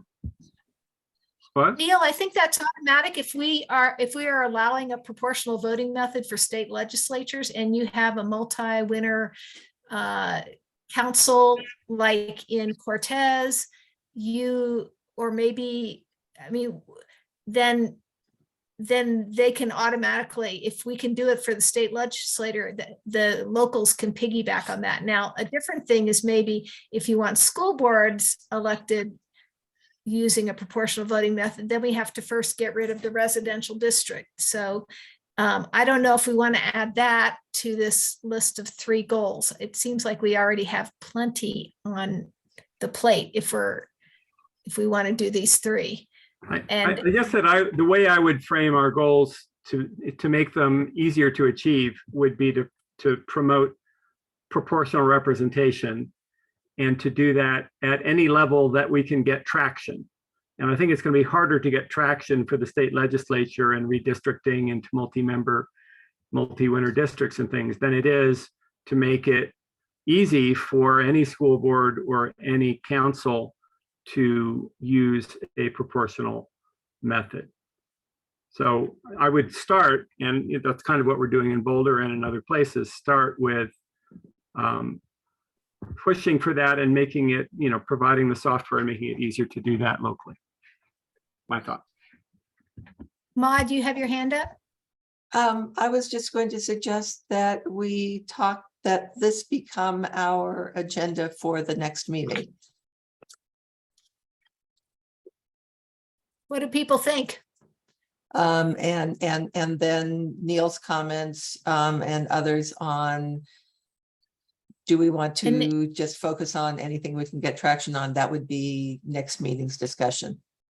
So basically, Neil, I think, is talking about enabling legislation for local proportional elections. Right, but Yeah. that we But include add that that, in, yes. yeah, include that in the discussion for next meeting.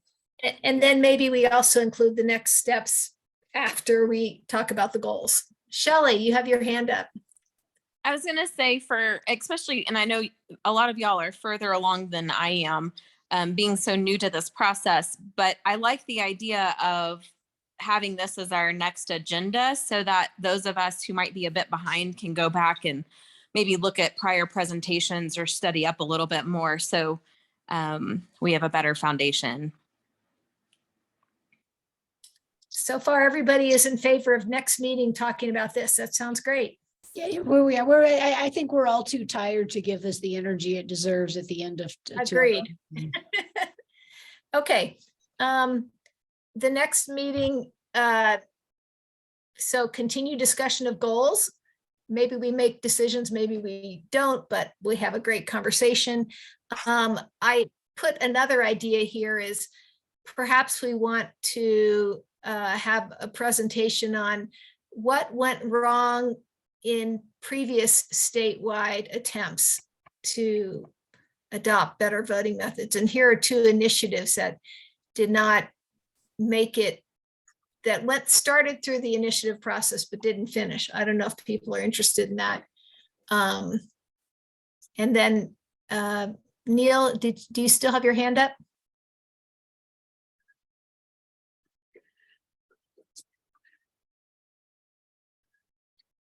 Okay, I'm going to go ahead and it says 2 participants have their hands up, but I don't know who they are. I've lost track of that. Brian? Okay, yeah, it's Brian here from Fort Collins. I think it would be useful for my thinking to understand what the end of this task force process is. Are we to make a recommendation to the state league, or is there a report that comes out, or do we take it upon ourselves to write a bill and promote it in the legislature? It's a little unclear to me what the process is that we're following. So what we talked about before was go statewide with better voting methods. We're the state league task force. Let's work toward adoption statewide. And as you can see at the bottom, it says bill or ballot measure. I mean, do we go with the bill? Do we go with the ballot measure? All these things are things to discuss, but the end goal was adopt better voting methods. Does that answer your question? No. What I'm interested in is the role of the task force within the state league. I mean, do we have a mission to prepare a recommendation for the state league, or are we on our own here? I'm going to let Maud answer that question. She also has her hand up, and she's the Action and Advocacy Co-Director for the State League. Brian, excellent question. The task forces, and Beth and Andrea, I hope are going to correct me if I get out of bounds. The task forces make recommendations, you're right, to the state league, to the Legislative Action Committee of the State League. And then any task force member can speak as an individual and work as an individual on this, and obviously can coordinate in the task force any of the work and bring back whatever they find as individuals. We also still have probably some room on the Legislative Action Committee if there are some people here who are excited about joining the Legislative Action Committee. We've had 2 training, part 1 and part 2 of the training for that. Those trainings are available online on our YouTube site, and the 3rd one is coming up in January. Does that does that help? So the Legislative Action Committee is authorized, when there's consensus on the Action Committee, to speak in one particular stance on one particular thing. Then members of the LAC can speak in the voice of the league. Otherwise, we speak as individuals. Thank you. That's very helpful. And I think I have a little more to understand about that, but that's a great start. Thank you. Great. Beth, But I did would you say want to that, add?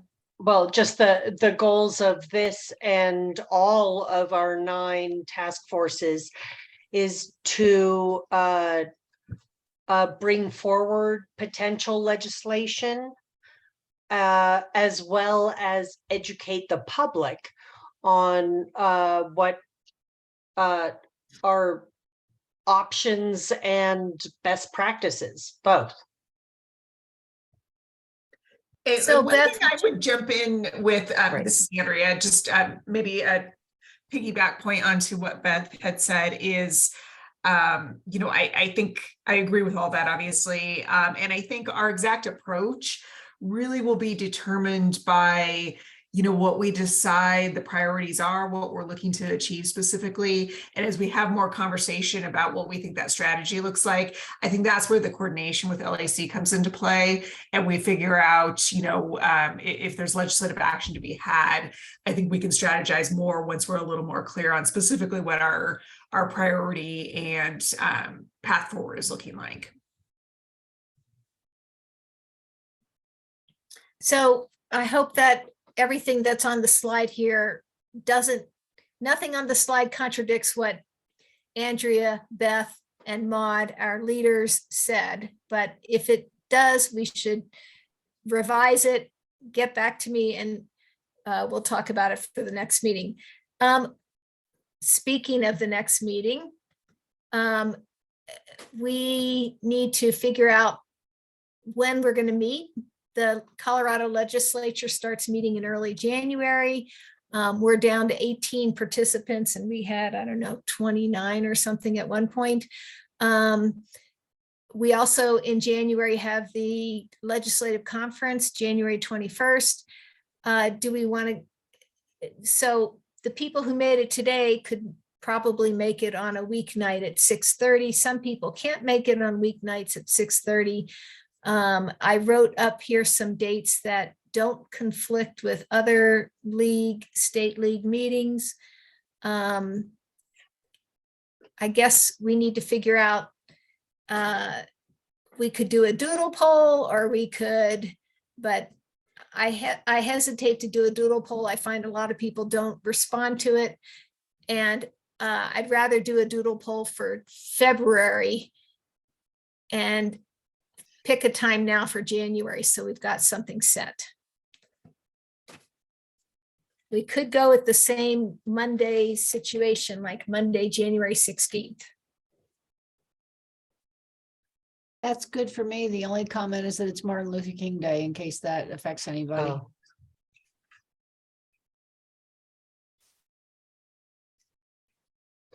Sold. He might be honored, right? Yeah, most of the activities, at least where I am, are in the morning or earlier in the day. Exactly, Right. yeah. Okay.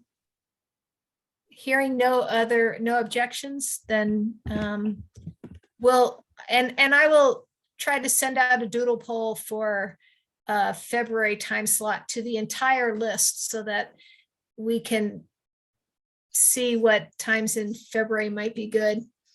And I might need to talk to you, Beth, about the calendar. I don't know if everything's already on the calendar for February. I think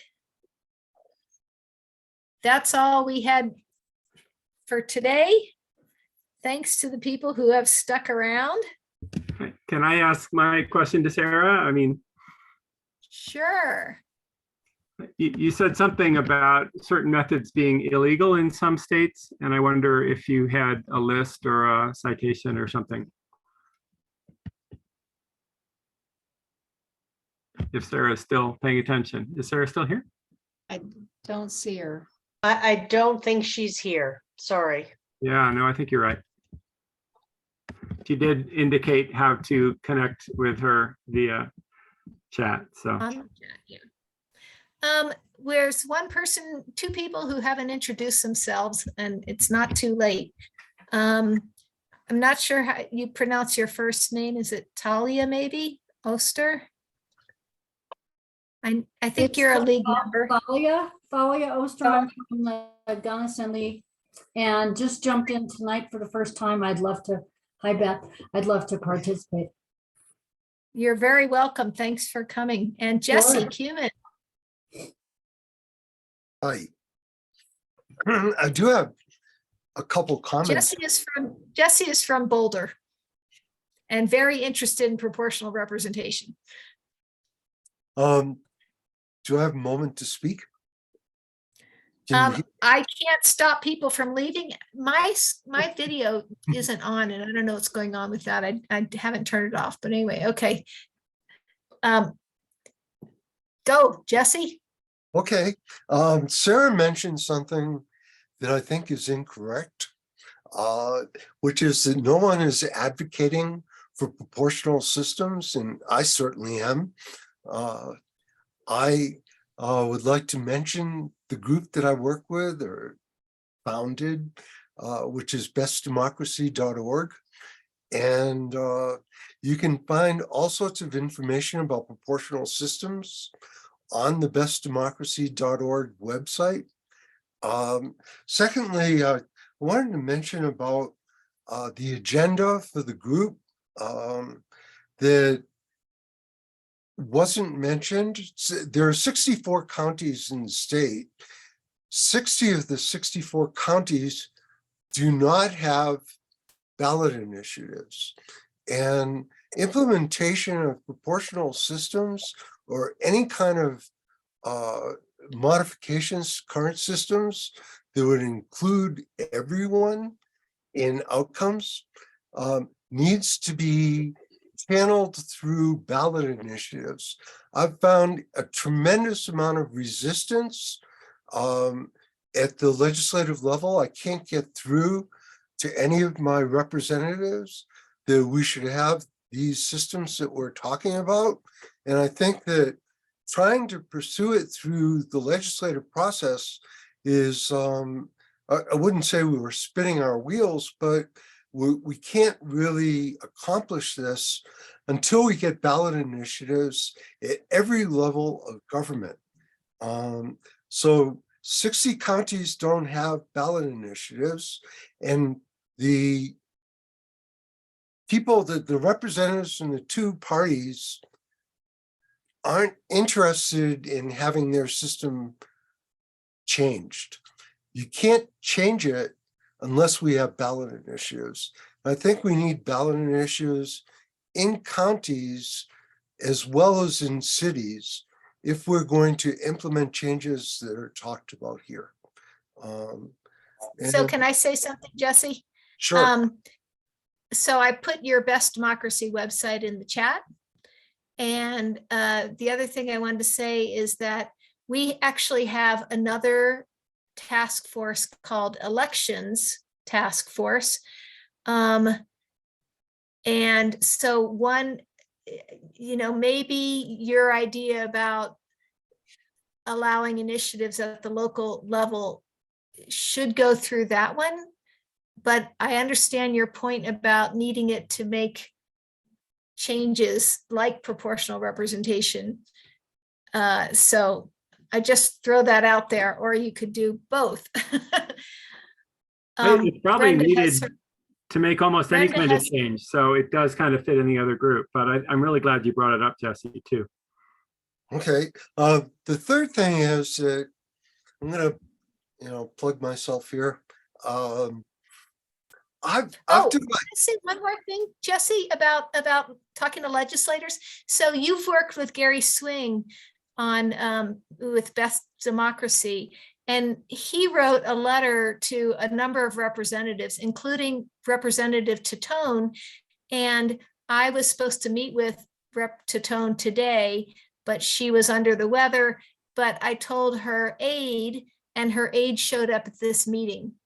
So her aide heard certainly Jen's talk. I don't know if she made it all the way through the end of Sarah's talk, but that she's interested. So that may be an avenue to discuss. Okay, go Who on was to your her third aide? point. Michelle Zajic, Z-A-J-I-C. You had a third point and I interrupted. Sorry, Jesse. Yeah, so I've been looking at proportional systems for quite a while, and they all have slight or sometimes major flaws in them, in that they aren't perfect as they are, each one of them. For people who aren't familiar with them, there are four major types. There are closed party lists, open party lists, mixed member proportional, and single transferable vote. What I've done is I've actually combined all four in a system that I'm calling hybrid proportional representation. It's 2 votes, 1 for a party, 1 for individuals in districts. And you can represent 97% plus of the electorate accurately with 2 votes, which is much, much better than anything first past post, any single member district system, which excludes people. Any proportional system will include everyone with more or less greater accuracy. The system I've devised would give voters a tremendous amount of choice. It's on the Best Democracy website, and it's called hybrid proportional representation. And it combines all 4 systems, giving people all the choices with 2 votes, 1 for the party, 1 for candidates in districts. So the candidates. So everybody go check out Jesse's website. I think Brenda has her hand up, and we're 45 minutes past time here. I just want to say real quick, if we're going to go down the path of a ballot initiative, I think one of the first things we need to start doing is educating the public, because so many people don't even know anything about this or that it's even feasible. And so I think before we get too bogged down in which method, as we've all agreed, there's no perfect method. I think it's just educating the public that there are other methods. Because if they don't know that there's other methods, then a ballot initiative is going to fall flat. So along those lines, yesterday I did a presentation on different single winner voting methods. And, you know, a lot of people don't even know that there's more than one single winner voting method out there. We all do now because we've heard from different people, but it's a huge thing. And so, yes, we do need to educate. And I think we should talk about it more at the next meeting, because these are challenges. I think we could incorporate some input from some of the places that are directly going to be voting by a method, like Larimer County, for example, or some of these places that do have voting methods planned. It's only Fort Collins, not all of Larimer County. Yeah. Okay. Yeah. Shall we call it a night, everybody? I think we can. I would normally at this point like to save the chat, but the way it's configured, that's not possible. So you're going to send that out, or? Yep, we'll send it out along with a link to the recording and any other resources, links to slides, things like that. Thank you. Beth and Hannah are amazing. They have this format. They just send it out after every meeting. I don't think we have Desmond's slides yet, so we'll need to try to get that, or we can send it with the folder and then he can put them in when he does. So, okay. Please note also, hold on, sorry, Celeste, that this and every task force has its own web page under the advocacy tab on LWVCO's web page, so website. So links to past meetings, links to chat, resources will be posted there as well. So if you miss your email, no problem. Just go to the webpage. Okay. Thanks, everybody. Fabulous. Thank you. That's great. Thank you. Thank you. Take care. Thank you. Appreciate it, folks. I'm curious, are other people seeing my face or not? I just see a black screen. Black screen. Me too. Black screen. I wonder what's causing that, because my video should be showing. Do you want to quit and come back in and see if it fixes it? Oh, there you go. So what I did just now is I turned off